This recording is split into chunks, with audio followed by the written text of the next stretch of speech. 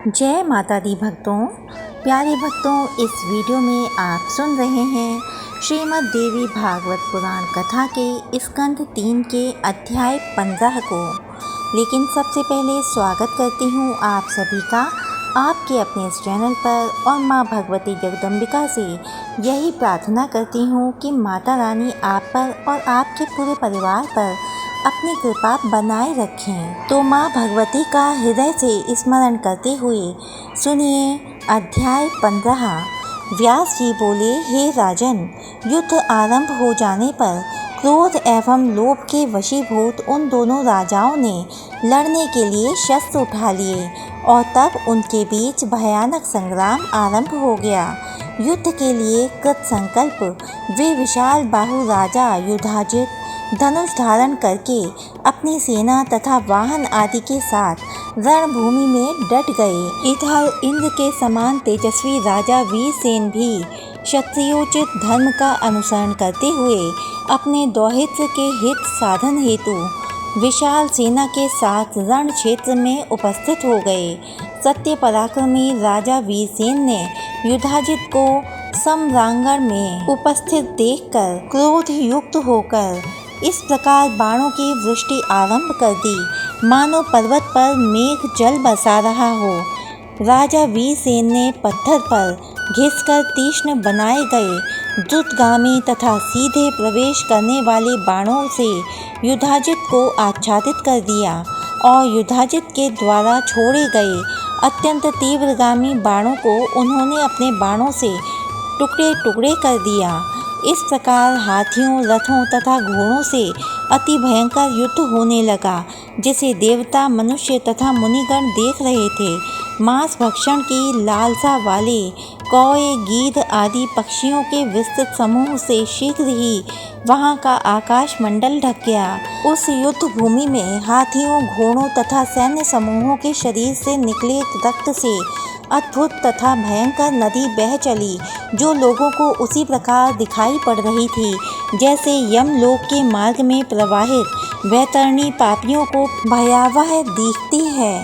तीव्र धार के वेग से कटे हुए तट वाली उस नदी में मनुष्यों के केशयुक्त इधर उधर बिखरे मस्तक खेलने में तत्पर बालकों द्वारा यमुना में फेंके गए तुम्बी फलों के समान प्रतीत हो रहे थे। रथ से गिरे हुए किसी मृत वीर को पृथ्वी पर पड़ा हुआ देखकर मांस की इच्छा से गीध उसके ऊपर मंडराने लगता था।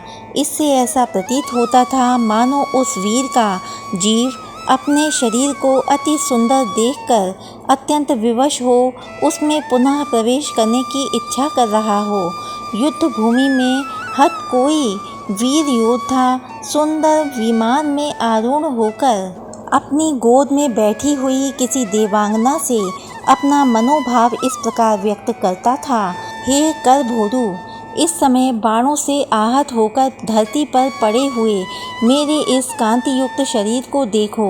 शत्रु के द्वारा मारा गया एक वीर ज्यों ही अंतरिक्ष में पहुंचा और अप्सरा के पास जाकर विमान में बैठा, त्यों ही उसकी अपनी प्रिय स्त्री अपना शरीर अग्नि को भली भांति समर्पित करके पुनः दिव्य शरीर पाकर अपने पति के पास जा पहुंची। उस युद्ध में दो वीर परस्पर एक दूसरे के शस्त्र प्रहार से आहत होकर मर गए और साथ साथ ही स्वर्गलोक में पहुँचे। वहाँ पर भी एक अप्सरा को प्राप्त करने के लिए वे दोनों वीर शस्त्रयुक्त होकर एक दूसरे को मारने हेतु युद्ध करने लगे। कोई अनुरागमय युवा वीर अतिशय रूपवती तथा गुणवती अप्सरा को प्राप्त करके अत्यंत बढ़ा चढ़ाकर अपने गुणों का वर्णन करते हुए उसके प्रति भक्ति परायण होकर प्रयत्न पूर्वक उस प्रेम दायिनी के गुण आदि का अनुकरण करने लगा। घोर युद्ध के कारण रणभूमि से उड़ी हुई अत्यधिक धूल ने अंतरिक्ष स्थित सूर्य को ढक दिया और दिन में ही रात हो गई। पुनः वही धूल जब अथाह रक्त सिंधु में विलीन हो जाती, तब अत्यंत प्रभा वाले सूर्य अचानक प्रकट हो जाते। कोई युवक वीर युद्ध में मरकर स्वर्ग पहुंचा तो उसे एक सुंदर रूप वाली देवकन्या मिली, जो उसके ऊपर आसक्त हो गई। किंतु ब्रह्मचर्य व्रत के नाश से भयभीत उस चतुर वीर ने उसे स्वीकार नहीं किया। उसने सोचा कि ऐसा करने से मेरे अनुरूप यह ब्रह्मचारी शब्द व्यर्थ हो जाएगा।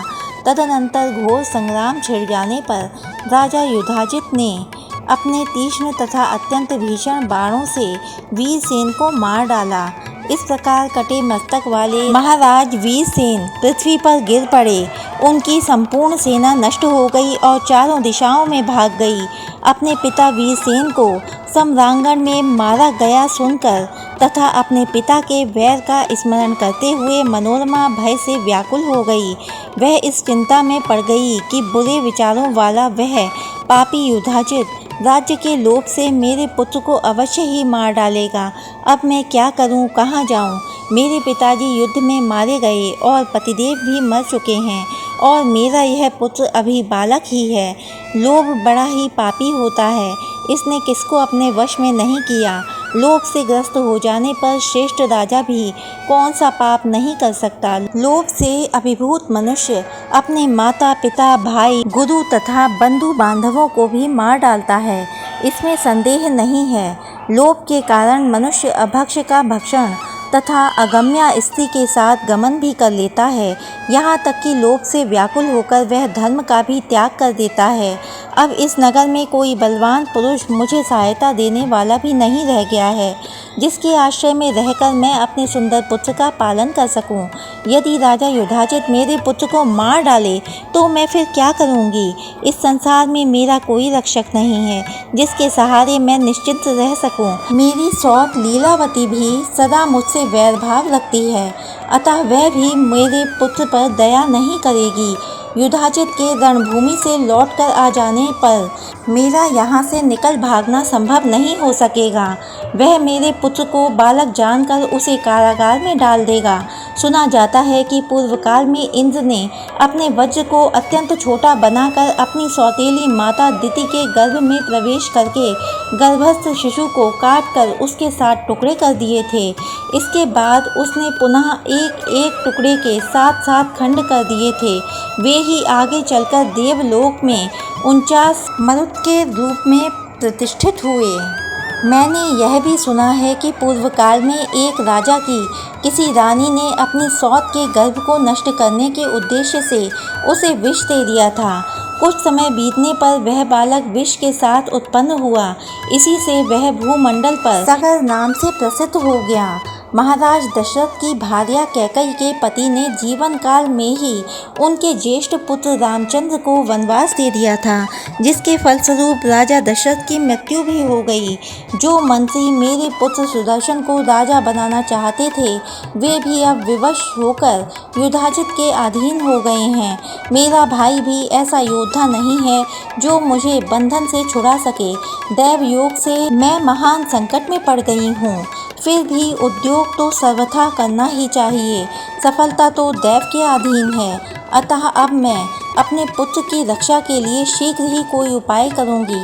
ऐसा सोचकर वह रानी अति सम्मानित सभी कार्यों में दक्ष तथा विशाल कुशल श्रेष्ठ मंत्री प्रवर विदल्ल को बुलवाकर उन्हें एकांत में ले गई और बालक को हाथ में लेकर रोती हुई दीन मन वाली उस मनोरमा ने अत्यंत दुखित होकर उनसे कहा, मेरे पिताजी युद्ध में मारे गए और मेरा यह पुत्र अभी अबोध बालक है।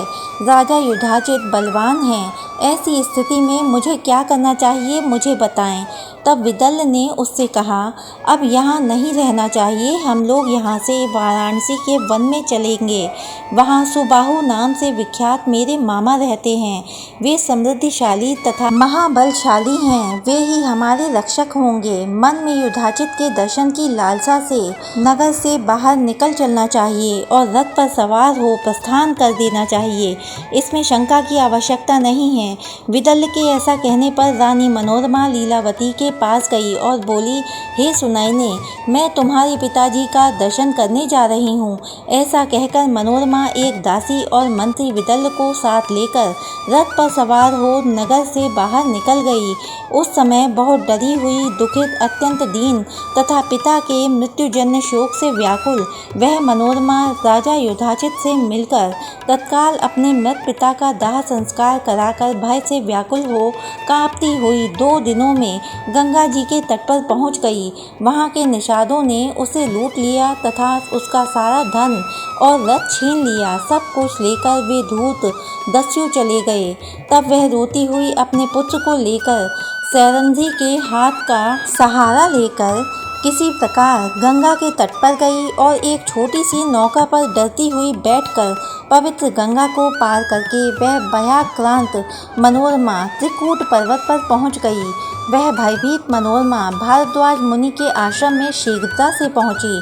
तब वहां तपस्वियों को देखकर वह निर्भय हो गई। तदनंतर भारद्वाज मुनि ने पूछा, हे शुचिस्मृते, तुम कौन हो, किसकी पत्नी हो? इतने कष्ट से तुम यहाँ कैसे आ गईं? मुझसे सत्य कहो, तुम कोई देवी हो अथवा मानवी? अपने इस बालक पुत्र के साथ वन में क्यों विचरण कर रही हो? हे सुंदरी, हे कमल नयने, तुम राज्य भ्रष्ट जैसी प्रतीत हो रही हो। मुनि के पूछने पर उस रूपवती रानी ने कुछ भी उत्तर नहीं दिया और दुख से संतप्त होकर रोती हुई उसने अपने मंत्री विदल्य को सारी बातें बताने के लिए संकेत किया। तब विदल्य ने मुनि से कहा, ध्रुव संधि एक श्रेष्ठ नरेश थे। ये उन्हीं की मनोरमा नाम वाली धर्मपत्नी हैं। सूर्यवंश में उत्पन्न उन महाबली महाराज को सिंह ने मार डाला। सुदर्शन नाम का यह बालक उन्हीं राजा का पुत्र है। इनके अत्यंत धर्मात्मा पिता अपने इसी दौहित्र के लिए संग्राम में मारे गए। अतएव युधाजित के भय से संत्रस्त होकर ये इस निर्जन वन में आई हुई हैं। हे महाभाग, हे मुनिश्रेष्ठ, अबोध पुत्र वाली ये राजपुत्री अब आपकी शरण में आई हैं, अतः आप इनकी रक्षा कीजिए। किसी दुखी प्राणी की रक्षा करने में यज्ञ करने से भी अधिक पुण्य बताया गया है। भयभीत तथा दीन की रक्षा को तो और भी अधिक फलदायक कहा गया है। ऋषि बोले, हे कल्याणी, तुम यहाँ भय रहित होकर निवास करो। हे सुव्रते, अपने पुत्र का पालन पोषण करो। हे विशाल नयने, यहाँ तुम्हें शत्रुओं से उत्पन्न होने वाला किसी प्रकार का भी भय नहीं करना चाहिए। तुम अपने इस कांतिमान पुत्र का पालन करो। तुम्हारा यह पुत्र आगे चलकर राजा होगा। यहाँ तुम लोगों को कभी भी कोई दुख तथा शोक नहीं होगा। व्यास जी बोले, मुनि के इस प्रकार कहने पर महारानी मनोरमा निश्चिंत हो गईं और मुनि के द्वारा प्रदान की गई एक कुटिया में वे शोक रहित होकर निवास करने लगीं। इस प्रकार सुदर्शन का पालन पोषण करती हुई वे मनोरमा अपनी दासी तथा मंत्री विदल्य के साथ वहां रहने लगीं। या देवी सर्वभूतेषु शक्ति रूपेण संस्थिता नमस्तस्यै नमस्तस्यै नमस्तस्यै नमो नमः। प्यारे भक्तों, वीडियो में अंत तक बने रहने के लिए आपका बहुत बहुत धन्यवाद। इससे आगे की कथाओं को सुनने के लिए हमारे चैनल को सब्सक्राइब करें, वीडियो को लाइक करें और ज़्यादा से ज़्यादा हो सके तो इस वीडियो को शेयर कीजिए। तो भक्तों, मिलती हूँ आपसे अगली वीडियो में। तब तक के लिए जय माता दी भक्तों।